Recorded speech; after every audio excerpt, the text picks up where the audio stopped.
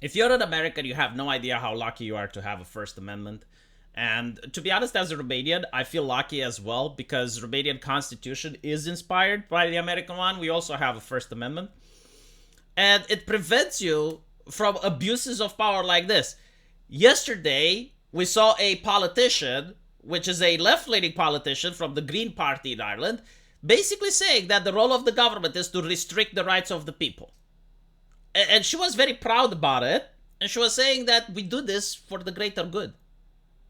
And I want you to know how exactly these people think. Like, what do they think the greater good is? Well, they flat out say it. Like for instance, Ireland already has hate speech rules. And as you can see, their problem with it is that it only persecuted 50 people. In other words, yeah, we already have a rule, but we're not locking enough people up. The prisons are empty. We need to lock up more. We need to make rules that allow us to lock up more of our citizenry. The idea that maybe, just maybe, people aren't hateful, like we actually have a country where people aren't hateful, doesn't even exist. Like it doesn't even cross their mind. No, of course they're hateful. They're human beings. And if they're hateful, we have to lock them up. Like, they will never think that the problem is solved. And this is not just about hate speech laws. It's in general, like, whenever they want to protect minorities, or they want to bring equality, or they want to have equity, or whatever, they will never say that the work is done, that the work is completed.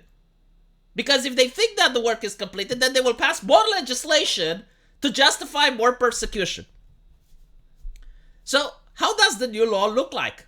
Well, apparently it is the most radical and extremist piece of legislation meant to combat hate speech that I have ever seen in any country ever at any point in time. If you happen to live in a country where your hate speech laws are actually more strict than this one, please let me know. Unironically, I just want to know if there's a country that has something more radical than what Ireland is proposing, because this is the most draconic thing that I have ever seen. It wouldn't even work in Romania. It would be unconstitutional. So look here, you bigot. Any person that prepares or possesses material that is likely to incite violence or hatred against a person or a group, or to view the material, or with a view to the material being communicated to the public or section of the public, whether himself, herself, or another person. Like, this sounds not as a piece of legislation from a government. This sounds like the terms of service of some social media corporation that's for profit. It sounds like something so ambiguous, so fucking gray, that it is left for the government to decide if a person should be persecuted or not. So for instance, if you have like a third wave feminist, like a radical activist that's like hashtag yes all men, and the government can say, well, there's no hatred there. No, like that's fine. That's a good rhetoric. Like, why not? But if you have like someone that misgenders a person, well, that is hateful. You go to jail.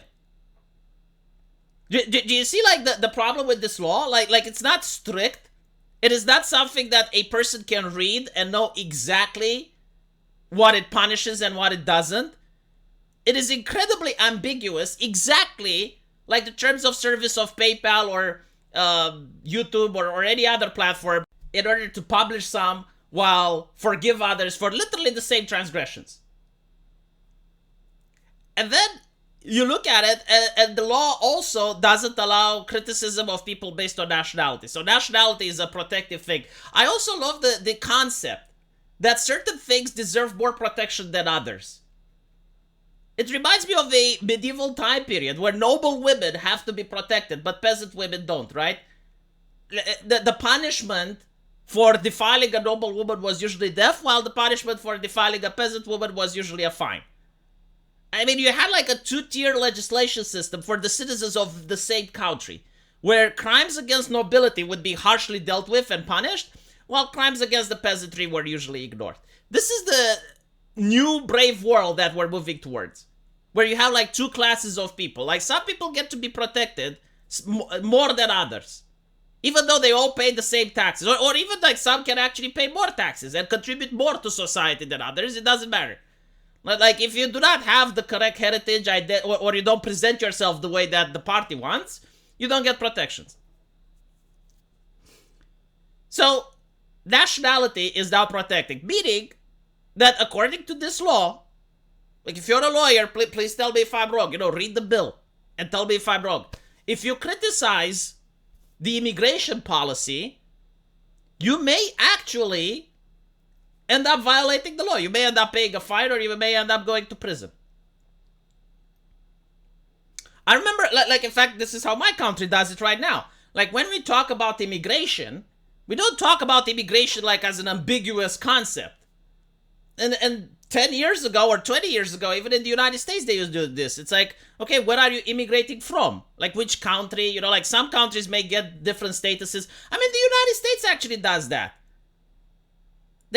Like some countries get a visa permit. Like if you're a British citizen, it's a lot easier to migrate to the United States than a Romanian. And I understand why that is. Like you're a British person, right? Like you have a history, you're connected to the United States, you speak the language, right? So it's okay for the US government to think, yeah, like these people are going to integrate a lot easier than Romanians. I don't find that to be discriminatory. I find that to be based on logical reasons. But again, like with this law, I don't think you can even have this conversation anymore. Because it's subject that may contribute to hatred. Even if it doesn't, it may. How do you even legislate against that? Something that may. Like, can they predict the future? Do the judges bring the crystal ball? How can you defend yourself against that? Do you get your lawyers to do a deal with the witch to read in the chicken bones to see if what you actually did may cause hatred? And then, of course, gender is also protected. So misgendering someone or being against the concept of kids getting puberty blockers, which is something that's a controversy right now, and people around the world are discussing it, even scientists are discussing it, and doctors are discussing it. It may create, right, a VTuber playing the Hogwarts Wizard game. It may incite to hatred. Prove that it doesn't. I'm also like no, seriously, this is so fascinating to me because I've been a graduate of law school in Romania. And when you have like a case where you have to prove beyond the shadow of a doubt that the person broke the law, if it's a criminal suit, how can you prove beyond the shadow of a doubt that what that person did may have caused something? How can the person defend themselves and say, well, no, it didn't? I mean, this is the case of Count Dankula, isn't it? Like, he trained the dog to do the pug salute.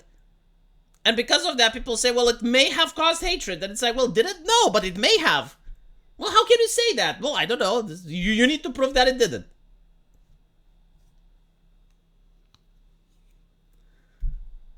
And of course, this is not going to be used against dissenting voices, right? Like, it's not going to be used against, like, maybe another group of people that go like, all right, well, we had enough immigration. Let's stop it for a little bit. Let's form a political party. And if enough people agree with us, they will vote us in office. And, we're going to represent the people that, no, apparently, this is not going to be used like that, right? Like they're not going to crack down on their political opposition or political opponents. No, of course not. And what's also interesting, they speak about nationality. I'm genuinely curious, like, how they're going to deal with Russian citizens. Because some of the worst hatred directed towards a nation that I have ever seen on social media was literally in the first couple of weeks in the conflict of Ukraine. And the hatred wasn't directed towards the Russian government, by the way, right? It wasn't just towards Putin and blah, blah. No, like, the average Russian citizen. Like, Russian Twitch OnlyFans girls. The fuck did they do? But like, there were a lot of hatred towards them. There was like Russian streamers that play Counter-Strike on Twitch. It's like, why is their fault? They're getting drafted into a war that they don't want to go to. And the hatred was against them, right? So like, is this law going to be used against those people that incited that type of hatred? Probably not, because that's why it's ambiguous. Like, you're only allowed to hate what the government allows you. I think this is how it's going to die. Like, hopefully I'm wrong. Hopefully, I'm pretty sure that the law is going to be applied equally, but take into account their initial moral concern is that not enough people were being persecuted and arrested with the previous legislation.